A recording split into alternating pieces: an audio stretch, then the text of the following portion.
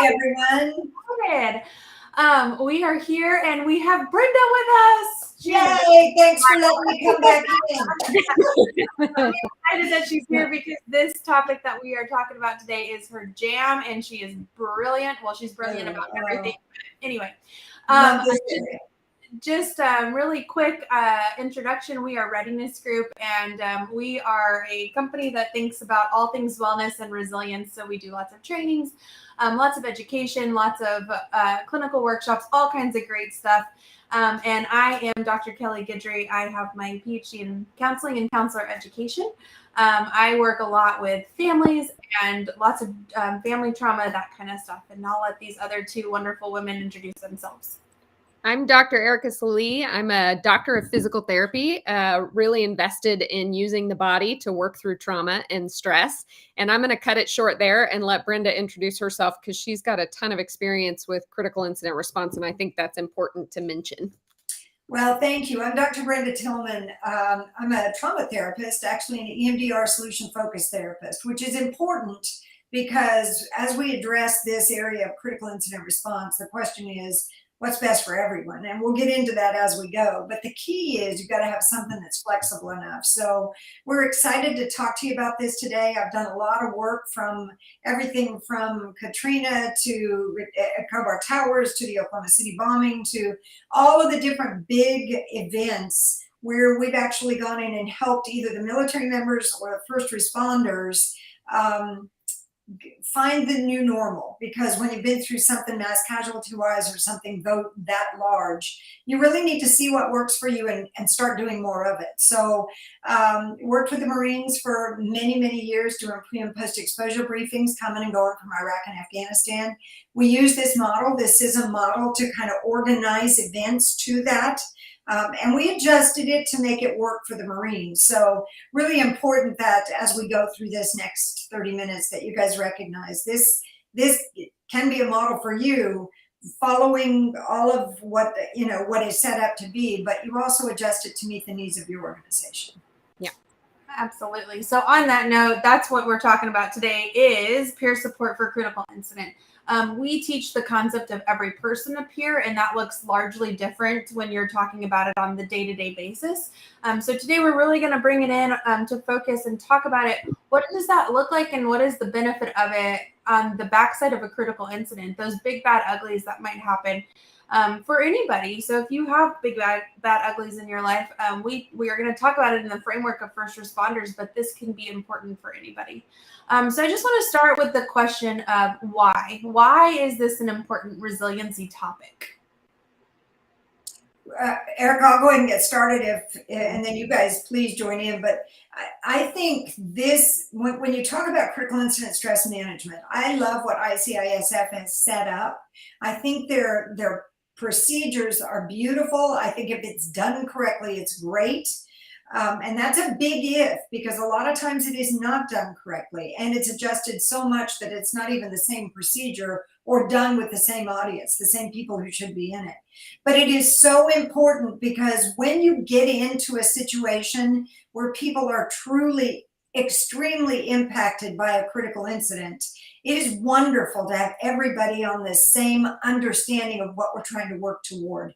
If you've got 5 people who are serving as peers and they're all from a different mindset, oh no, I got to solve this for you. Or no, oh no, I got to, then what you've got are all the problems associated with nobody getting anything out of anything, right? Mm-hmm. So the way this is set up, and Kelly, you brought up every person up here. I love that, because what that does is if you come from a perspective of every person up here and you sit through a diffusing or debriefing, and then all of a sudden you hear where your fellow first responders are, or your best friend or whoever, your family member, then you understand what to do for that person after you've heard what's going on with them. What's bothering them about this event? What are they still experiencing? Why do they think they're the only ones experiencing that, right? And so to me, that's the reason it's so important. Using the words, the nomenclature, the things that really define what we're trying to do in these groups or these individual meetings. And then also turning the group around to be every person up here so that everybody knows what to do afterwards? We went to a kind of a collaborative meeting of police department peer support groups in this earlier this week, and this was a big topic of conversation because there's kind of a movement in some worlds to go away from the ICISF model and go towards just peer support. The problem I see with that is that there's no real standardized model of peer support. And so peer support means a million different things. And depending on who you're trained by, people approach it differently. And that works very well in a one-on-one setting when you've got someone who's struggling and you can just have a good conversation with them and know how to have a powerful conversation and what resources.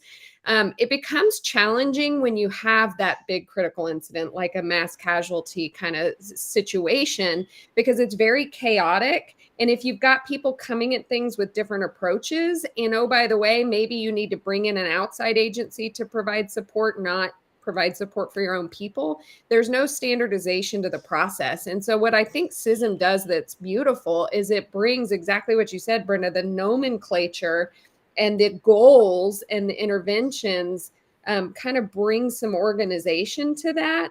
And I do think it's important to customize it for your culture so that it's successful for the needs of your culture. And that really can be done well in the assessment piece of ICISF's model. But there's not, it's important to be able to bring that organization and that standardization enough that people know what we're working towards. And especially, I think, in the group model. Brenda, do you agree? Being able to bring a group of people. Yeah, totally agree. And I want to say there are many other models. There are like 8 different models for critical incident response out there, and probably even many more. Because I'm just thinking through some from the clinical aspects too. There are many models for critical incident, for trauma, but the key is you need to do one that most works with the culture in which you're trying to use it, right? So for first responders, ICISF model has been the one that they have used, that most first responders have used for a very long time. So it's what most people know. And again, Erica, I've had a situation where somebody came into a debriefing situation where she had no idea what the process was, and it just, it was flowing so well until all of a sudden, she stepped in and it was like, what is going on? Mm-hmm. I thought, my goodness. And you've got the opportunity to see how important it is that everybody's trained to understand, what are we working towards here? Yes. And what words are we using? Because that's important. Mm-hmm. So Brenda and Kel, sorry, Kel, you probably have a question, but this came up in the collaborative meeting that we had. But what is a good CISM intervention, and specifically debriefing, because that's what people always kind of hone in on, is the full debriefing process. What does a good debriefing look like? Wow. So debriefings can last anywhere from 45 minutes, and it just depends on the group, to 3 hours. I've had debriefings last that long because people just had enough information they wanted to share, and they wanted to be there to support each other. And so what it looks like, Erica, is well triaged. In other words, you never put people in a group where they haven't maybe experienced very similar things to the other people in the group. And especially where trauma is concerned, if you're working on a body and if you're controlling traffic, there's a huge variation in experiences there, right? So it's getting those people who have like experiences together and giving them the opportunity to walk through from that non-emotional all the way to the depth of the emotional realm of really touching. And it's not, how do you feel about this? It's, so what's different? What is the hardest thing about this? And what's sticking with you, right? What are the things that you're seeing at night when you close your eyes? What are you, so it goes all the way down into that emotional realm, then brings it back up to the feeling of control again, and out of the emotional realm, and then actually into the golden thread of, situations like this are so difficult. So it brings you back to reality. What have you seen people do to help others through it? Or what have you seen good come out of this? Or what have you, and so the opportunity for people to walk through the event and never leave them in the middle of it. If it's done well, you bring them right back up to where, okay, now we're here. Now what they've done is in a group setting, and you never push people to do this. You never push them. You never say to people, you need to talk. You have to talk. Nobody has to talk, right? I mean, that's not the thing. It's an opportunity for you to share your experience and what you saw, heard, tasted, touched, and smelled, all the sensory experience. But if you're not ready, it can actually do more harm in re-traumatization than it can help, right? So you never push anybody to talk if they're not willing to talk. Once the story gets going in this group, all of a sudden they want to say, well, I didn't know you were over there. I thought you were over here, and we couldn't get to this. And all of a sudden those puzzle pieces start to go in together, right? It's amazing how that works. It's amazing how it works. And at the end of it, it's, my gosh, now all of a sudden I've got a connection with somebody who had a like experience or something like that. But again, it is set up so if you get in the middle of it and there's not one person that's ready to share, you literally go from there to education. Okay, so what do you guys do? And again, we're very solution focused with ours. So what do you guys do to get through tough times? And we always keep in our mind what we hear other first responders use as far as resources and resource development. And so we provide some of those if they're not already mentioning. But man, if you can get them to mention what they use, then all of a sudden what you've got is they're reactivating those resources that once crisis hits, we tend to forget about. But we need them to remember them because we don't know what their resources are, right? Yeah. And then knowing that somebody else goes to the gym, or knowing that somebody else does meditation or does yoga, and believe it or not, more and more of our departments are getting into these things. So all of this starts the conversation of, okay, so now let's build from here, and let's see that, some people call it anti-fragility, anti-fragile. What we call it is stronger on the backside, and we call it, post-trauma growth. Because you've been through a really, really tough time. Now, all of a sudden, you walked it through, you filled the puzzle piece, you put it where it needs to go, hopefully, and it may take a couple times, but now you get the opportunity to go forward with that clean plate and say, okay, now what do I need to do to get stronger on the backside from this? Yeah. Right? So one more question, and because you're super skilled at this, and it's amazing to me to watch how you do it, and you teach this when you teach CISM certification courses. But I know that one of the discussions that came up was, it's so rigid. I don't like the rigid. I don't like coming and sitting in a circle and being forced to share. It's so rigid. How do you facilitate it becoming its own conversation and the story just naturally and authentically being told? Yeah. Erica, you talked about the assessment phase of that, right? You talked about what do we do to assess what is needed in this. You guys know your culture better than anybody. And the way this should be introduced is, this is your process. What works best for you? Let us tell you why we like kind of a circle. I've had situations, worked with a military group once where I started to set up the circle and it was like, oh, no, you don't. We're not sitting in any damn circle. It was a bunch of fighter pilots, wasn't it? Yeah, exactly. And I thought to myself, okay, there you go. That gives me, if you sit down in a circle and you're already pissed off at how things are set up, the chances of you getting anything out of it are really slim, right? So we just moved it. We put tables in front, a couple of chairs here. We still made it so that people could see each other, and so that all the participants, and that's the purpose of it, all the people that are serving as peers in this group, they want to be able to see everybody so we can really see if anybody wants to say something and we miss it. Because, when you're in a traumatic, when you're in a situation where you think, well, I'm not going to say anything, that makes me look weak. A trained peer can look over at you and think to yourself, and know that person would really like to share something. And then to be able to say, is there anything you'd like to share about that? And maybe that's what will give them the opportunity to want to share. And if they say no, then it's, oh, okay, I'm sorry, I thought you might, and you move right on, right? And so for you've got to be able to do the assessment piece of what is your culture, and anybody who walks into an organization and says, well, it has to be in a circle, when they tell them a circle's not going to work for us. It does work well in first responder communities, much more so fire than it does police because of the kitchen table. But the police get used to it too. And if it's just what you do, It won't matter whether you're in a circle or a triangle it just won't matter. This is just what we do. We're walking it through, you know? And we make a joke of it, you know. We come in and say, "Welcome to the circle." That's right. Come on in. Let's see everybody else. The circle. Yeah. Come sing Kumbaya with us. Right? Yeah. Exactly. Yeah, so something that you guys kind of hit on that I think is important in the context of this conversation, Brenda, you mentioned, and especially with critical incidents, right? And so I want to hit on the how and the why of this being important, which is what we hear, taste, see, smell, touch. Did I? No, I missed one. See, hear, taste, touch, and smell. If you get that down, it just rolls.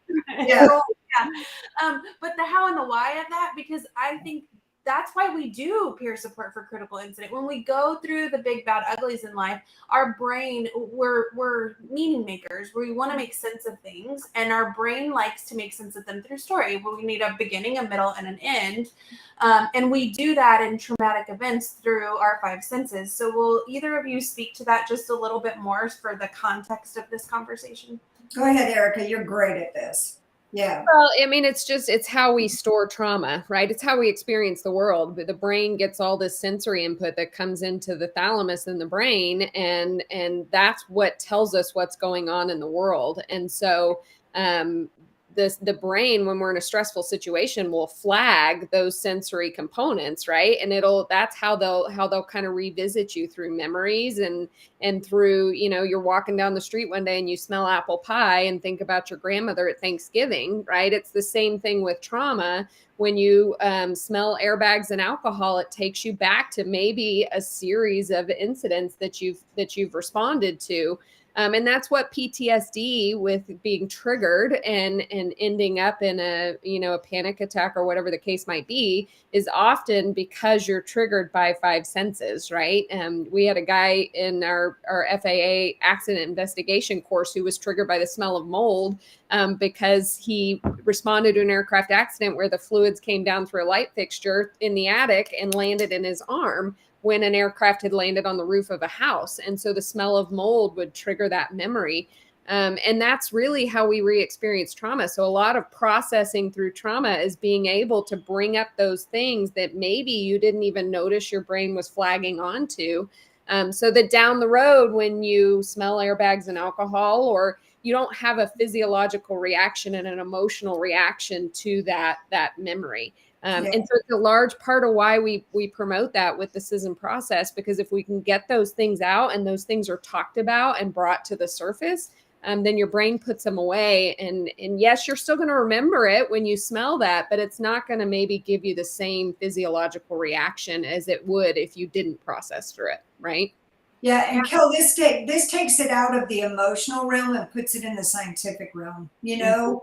And I think that Erica's brought so much strength to that in our program because, before we would explain it, but she has brought so much more the physiological impact of this to the program because it's easy to understand science, and especially for the culture that we're talking about, it's hard to deal with emotion. To ask somebody, how are you?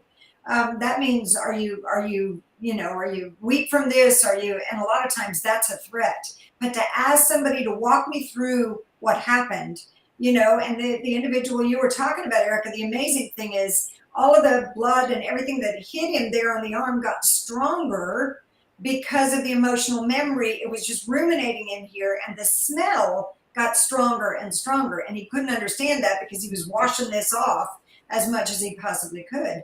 But that's what trauma does to us if we don't work it through our five senses and other things. What is the most difficult thing for you? I mean, there are other things we have to look at. But if you start it with, so what happened? You got out there, then what? And then you walk through that and you kind of listen. And so when that hit, what was the first smell that hit you when that hit your arm? And then all of a sudden it was, oh my gosh, I know what it is now. The mold is that I smell outside. So that's the science of this, you guys. This is the amazing thing is your brain is going to do things for you to tell you, okay, do this. You need to work this and figure out where to put this. And it's not let's sing Kumbaya and hold hands. I wish that worked. That would be lovely, It'd be easy. That would be easy. But yeah. trauma is tough work, and especially, and so the last the one more important thing, in addition to what Erica was saying, trauma stores through our five senses, but it also entrenches in sleep. And so therefore, when you go to sleep, it's easier to get up the next morning and still run from this because you've had a good night's sleep. Now your mind is, okay, I feel strong, I'm good. So we push it away and we push it away more. And the more you push it away, for most people, if they find a place to put it and it can stay there, then they're good. If you're good, be good. And then all of a sudden, if you realize you're not good, know what to do with it. Know that this is a scientific approach to getting rid of this stuff so it doesn't reach up and bite you in the ass when you least expect it. And I think that, the debriefing thing, sometimes they do just turn into, well, it sounds like you guys are good with this, and often, that can be the case. You don't have to debrief everything. And that's part of the assessment piece as well. But yeah, I think sometimes it's good to realize you can just be good. It was a good shoot, or it was a good response, or whatever the case was. And I'm good with it. Yeah, I love the concept of saying it's okay to be okay. If you're okay, it's good to be okay. It's okay to not be okay. It's just not good to stay there, right? If you're not okay, know that there is a process. We know so much more about trauma now than we ever have.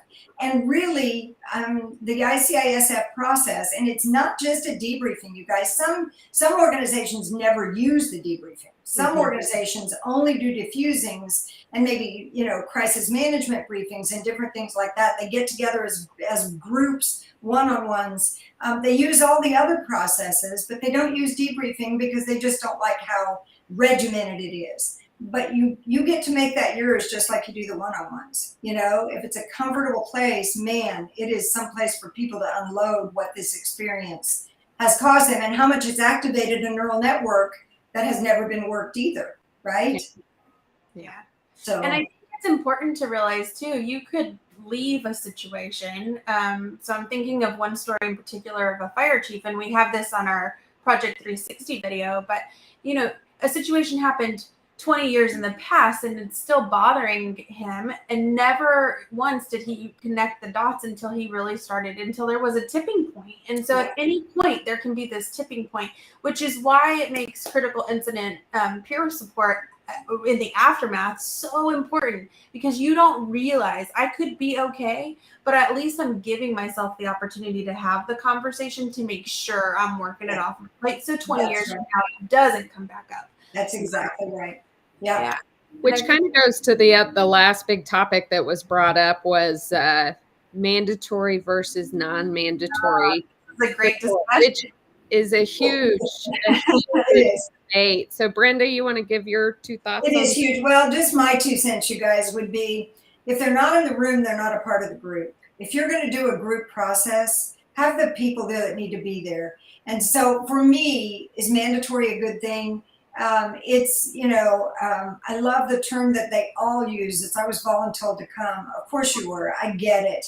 But if you're going to voluntold, if you're going to make somebody go to a debriefing, it needs to be with people who understand the culture, can make kind of a joke. I'm so sorry you got voluntold to come to this thing. It might be a great opportunity for you to get some information. That one of the statements in the process is, you may not feel like you have anything to share today, but something you might say could be the answer to somebody else's question, And so it's a great thing to say to people, you don't have to say a word in this. All you have to do is show up, just be there. You might get something out of it that would help you. You might get something out of it that will help somebody else in this department that maybe you'll see and understand from this briefing. But it is really important that this becomes just what we do. Then it's not a threat. If you only do it sometimes, then people begin to feel like, oh, well, they're doing it because we can't handle it, Well, and I'll tell you what we're beginning to realize now in groups that have really, really good resilient cultures is that if they don't have it, that's when it's what happened. I don't understand. Yeah, I don't understand what happened. And I'm telling you, I've gotten calls lately for PEDS deaths and different situations like that, where nothing, literally they came back to work and went straight into another call. And that happens. You believe us. There's sometimes the suck it up factor is mandatory, and you got to suck it up and you got to get the job done. But then what? Then what do? You just go home and act like it didn't happen? Well, that may work for you. You might have somebody at home that you kind of work through stuff with, and if you do, that's great. That's your process. You know, I tell people that people say, well, why is it bothers some and doesn't bother others? Everybody whom it doesn't bother has a process. And that might be they maybe not have identified that. It might be a process of running. And while they're running, they let their brain just walk through stuff. It may be their best friend at home that they call and say, man, it sucked today. I can't believe I got this 2-year-old, you know, whatever it is, they have a process. If you don't have a process, if you don't have that person or that way that you work things off, some people write, they journal every night. It's a great way to work things through. You let your brain just go there. If you don't have that process, that's when all of a sudden this stuff starts building up on that plate. And it does begin to look like an architectural design. And then you put one little thing, whether it's a critical incident or whether it's chronic stress, a relationship breakup, you know, loss of a parent, and then all of a sudden life is no longer functioning, right? And so that's all this process is all about, the support, the groundswell effect of the support. You know, one-on-ones don't provide groundswell effect. Now, every person up here does if we do it.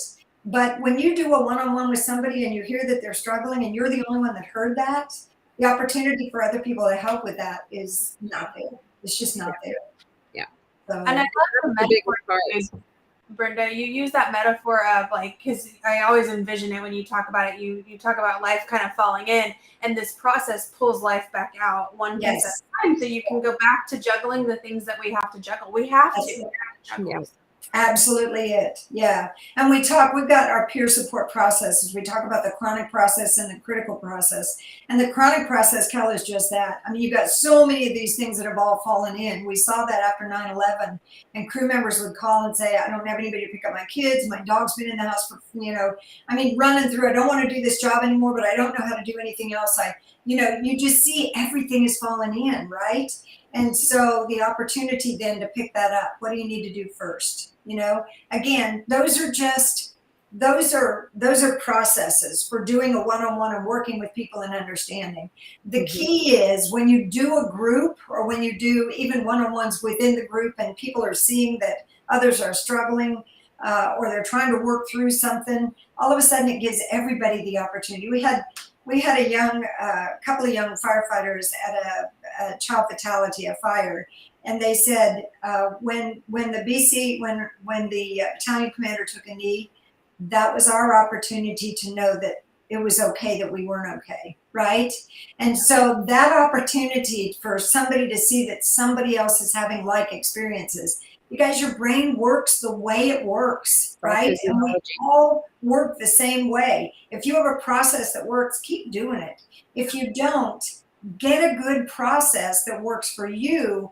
And SISM, believe it or not, if it's done correctly, and we have seen it not done correctly, it is amazing. It is amazing how it works for organizations. Pulling the organization and then leaving something that allows them to work with each other to get through, And I just want to put a plug in because Brenda is a certified ICISF instructor and teaches a phenomenal class because it can be, the SISM class can be death by PowerPoint if it's not done well. And Brenda does a phenomenal job of, we get to assist in that class and love it, but she brings in a lot of good knowledge on how to customize it to your agency, the importance of the assessment process, and really good solid practice in peer support and all of the interventions that ICISF provides. And at the end of that, you're certified as a group and individual peer member to be able to go and do SISM interventions for your own department. And then of course for anywhere else because it is recognized nationally. So that's if that's something you're interested in, please get in touch with us because we'd love to give you information on how you can get that certification for your group. Beautiful. Yeah. So this was our resiliency tactic for the month. So I'm going to drop here in the chat box just a link to where you can find our resiliency tactics. This is our third one we've rolled out, and we're super excited about it. You can also join our newsletter. We put out a bunch of what I think, and I hope you ladies think it's What do you think it's good? Give us some feedback. Yeah. And so anyway, if there is a topic that you want to hear more about or something that you would like us to cover in more depth, we're open to that as well. But we just enjoy these conversations so much. And so thank you for being a part of our conversation today and listening and all of that good stuff. And thank you, Arlington PD and Garland PD, for hosting that collaborative peer support meeting. It was fantastic. A lot of great ideas shared there. It was a lot of fun to see. And sorry, Kel, I cut you off. Finish with your Go Astros. I know not everybody likes the Astros, but I am down here in Houston, so it is an exciting day down here. So. Love that. That's awesome. But yes, thank you everybody for all the hard work that you do. We appreciate your service way more than you could ever know. So yeah. All right. Thank you guys. Let us know if you need any information.